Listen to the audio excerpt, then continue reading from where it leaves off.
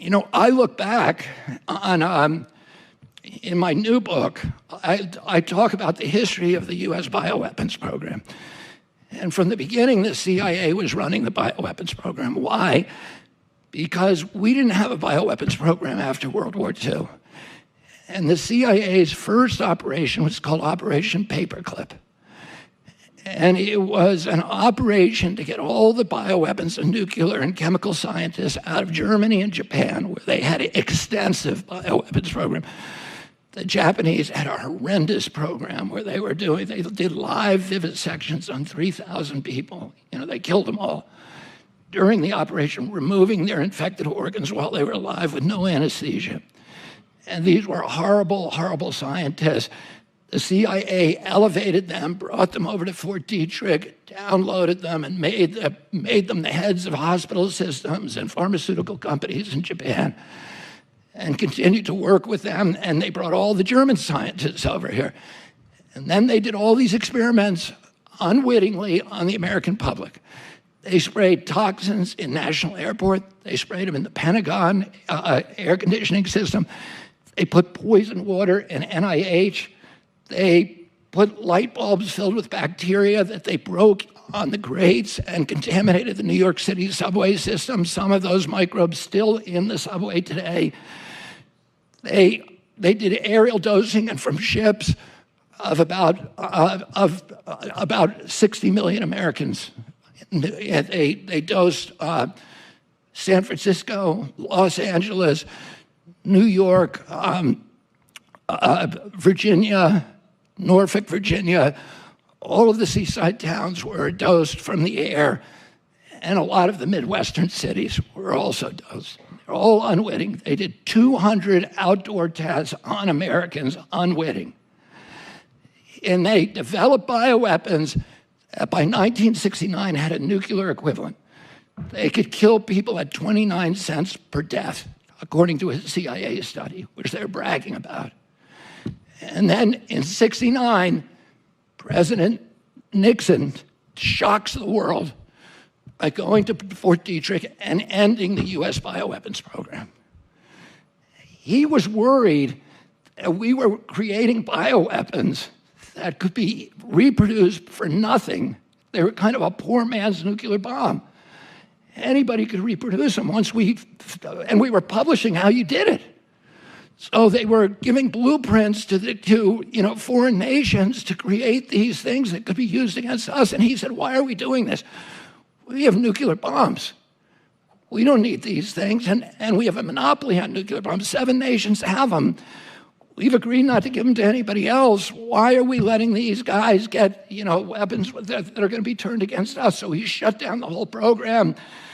The Pentagon destroyed all of its bioweapons, but the CIA went into Fort Detrick right before the Pentagon went in there and took cultures of all the different weapons and hid them in a warehouse. A lot of it was hid in New York City and Washington, D.C., and they continued. We signed the Bioweapons Treaty, which Nixon, one of the great accomplishments of Nixon, he got all the nations in the world to sign it. We signed the Geneva Convention finally after delaying it for 50 years.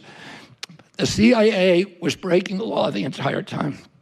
Then, in 2001, in June, the CIA sponsors the first of its pandemic simulations. It simulates a biological attack on Washington, D.C. by Saddam Hussein. This is in June 2001. That simulation got international press, and a lot of the CIA people like Judith Miller from the New York Times was promoting it, going around doing all the talk shows. It triggered 2 Senate hearings, one by Joe Biden's committee, and that hearing was in September 2001. What happened in September 2001? The 9/11. So that hearing was going on during 9/11.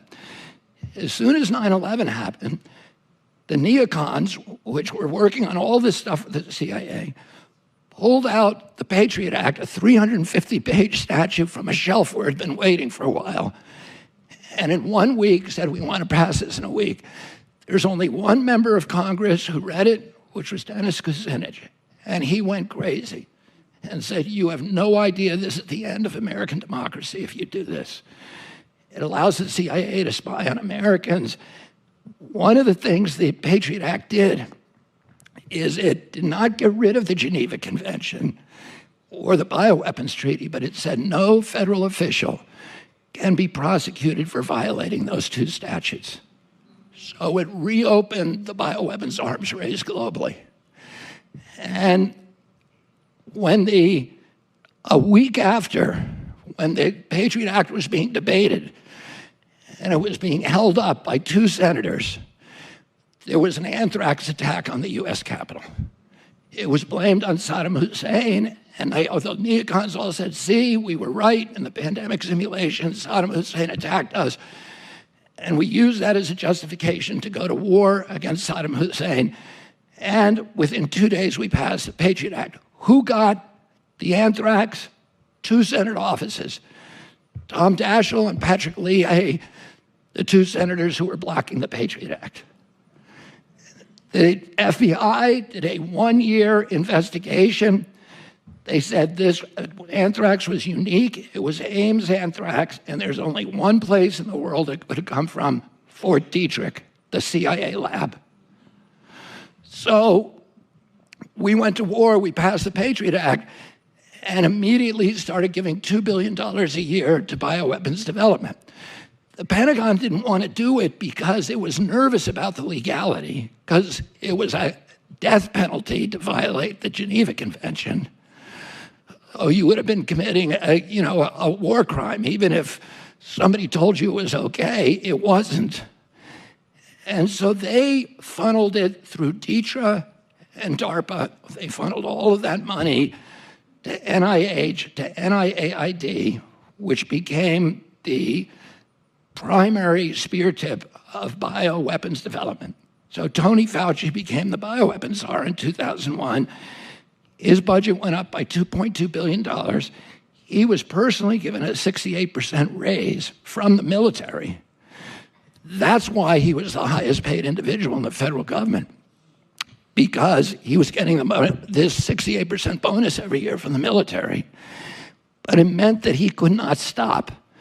And the thing the military wanted was gain-of-function studies, where they could take wild viruses and turn them into bioweapons. And bioweapons development always includes vaccine development, because unlike chemical weapons, with bioweapons, there's always blowback. It's called the boomerang effect. If you give your enemy bubonic plague, your guys are going to get it first, too. They're going to get it quickly. So the only way you can deploy a bioweapons is if you have already developed a vaccine. So the race is to develop a vaccine simultaneously with bioweapons, and then you can deploy the bioweapons, and your enemy will take a couple of years to develop the vaccine. And you can inoculate all of your team. So in 2014, 3 of Tony Fauci's bugs escaped from federal labs. And their escapes were public, and it caused a huge brouhaha. There were Senate hearings, and people were immensely upset. And 300 scientists wrote a petition to President Obama saying, you have to shut down Tony Fauci. He's going to cause a global pandemic. And Obama declared a moratorium and ordered Fauci to shut down the 18 studies he was then doing. And as I show in my book, he didn't do it. He instead took that science and he moved it offshore to the Wuhan lab and to the Ukraine. And when he did that, he was not the only one who did it. Tony Fauci spent about $29 million on gain-of-function science in Wuhan. But the CIA spent over $100 million. And the military spent about that much too, about $64 million. And the CIA funneled the money, most of it through USAID. But the CIA, as we now know, was also running this organization called the EcoHealth Alliance, which Fauci was funneling his money through. It was like a laundromat where they funneled federal money so that their fingerprints would not be visible on those studies. And so that's important to understand now. Just to get to the final thing, in my book, and Tony Fauci, if any of you end up reading the book, that last chapter talks about all of these pandemic simulations. I've been studying the CIA for much of my adult life. Because of my family's relationship, I wrote a book, which to me is my best book, American Values. And it is the story of my family's 60-year fistfight with the CIA, which began with my grandfather, Joseph Kennedy, who served on the Hoover Commission in 1955 and recommended the disbanding of the CIA's plans division. Its division that was fixing elections and assassinating leaders and all of that. So the CIA never forgave my family for that. And then when my uncle came in, after the Bay of Pigs, he fired the top 3 officials, Bissell and Cadell and Alan Dulles, who then made himself the head of the Warren Commission 3 years later. And when my uncle died, he told a reporter, "I'm glad the little shit is dead. He thought he was a god." And so I know a lot about the CIA. I've gotten their manuals. I paid over $1,000 to get these manuals because they're training manuals from MK Ultra, and MK stands for mind control, MK Naomi, MK Dietrich. It all came out of Fort Detrick and NIH, and then 150 colleges around our country where they were funding these studies. And if you look at what they do in these simulations, they're using all of these techniques that they developed in colleges, in college laboratories, social scientists and other scientists, medical scientists for years who were studying how do you control individual behavior, but also mass behavior. How do you induce mass psychosis? How do you create Manchurian candidates? How do you do all these? They had all these colleges studying these, and how do you impose centralized foreign control on indigenous populations? By coming into a country, by using propaganda, by using fear, by sowing chaos, by destroying relationships, destroying faith in institutions, driving people apart and creating chaos so they will invite in an authority who will give them peace and safety. And all of these mind control techniques are designed to accelerate that process. And they study the Stockholm syndrome, for example. If you lock people, down, they become grateful to their captors. And they become angry at the people who criticize their captors. And they believe that the only way that they can escape this confinement is through total obedience and total compliance to their jailers. But one of the most interesting experiments was called Milgram. And there was associate scientist at Yale, a sociologist called Stanley Milgram, who was part of the MK Ultra program. And he conducted this experiment where he recruited subjects from every walk of American life. They were students, they were professors, they were business people, they were blacks, whites, everybody from the New Haven area. And he would put the subject in a chair at a table where there was a dial in front of them that they could administer an electric shock to a person who was tied in the chair in the next room, who they told was tied in a chair, but he was actually a Confederate of Milgram's. He was an actor. And when they turned this dial up and administered the supposed electric shock, they could hear the man in the other room screaming, shouting, begging, struggling, pleading with them, crying. And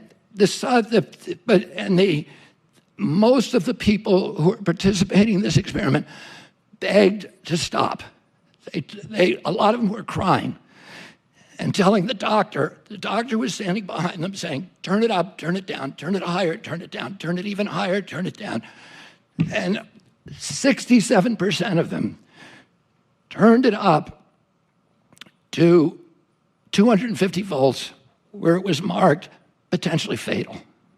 67%, and you can go on Wikipedia and look this up. The Milgram experiment. But 33% of the people got up and walked out. And what Milgram said, that if you, for 67% of the people, if you have an authority figure that has some imprimatur of legitimacy, like a doctor's title, that 67% of people will take his orders, even if it means violating their most sacred values. They'll go against everything they believe in. And to me, it occurred to me many times during that 2020 that we were all involved in this huge Milgram experiment, and that Anthony Fauci was, Dr. Milgram, telling us you can violate the Constitution, you can censor speech, you can close churches, you can shut businesses, you can ban jury trials, and you can, tell people what they can and can't do, and you can gaslight them and marginalize them and vilify them, and no cruelty is too great for somebody who disobeys. And what I would say to you is that 33% of the people walked out, and the people in this room are the 33% who wouldn't be told what to do. And what our job is now is to fight for the 67% till they wake up and till they're able to fight for themselves, to restore the freedoms that all of us believe in. And I'll leave you with 3 thoughts. One is that any power that government takes from the people, it will never return voluntarily. Number 2 rule, every power that government takes, it will ultimately abuse to the maximum extent possible. And number 3, nobody ever complied their way out of totalitarianism. The only thing we can do is resist. Thank you all very much.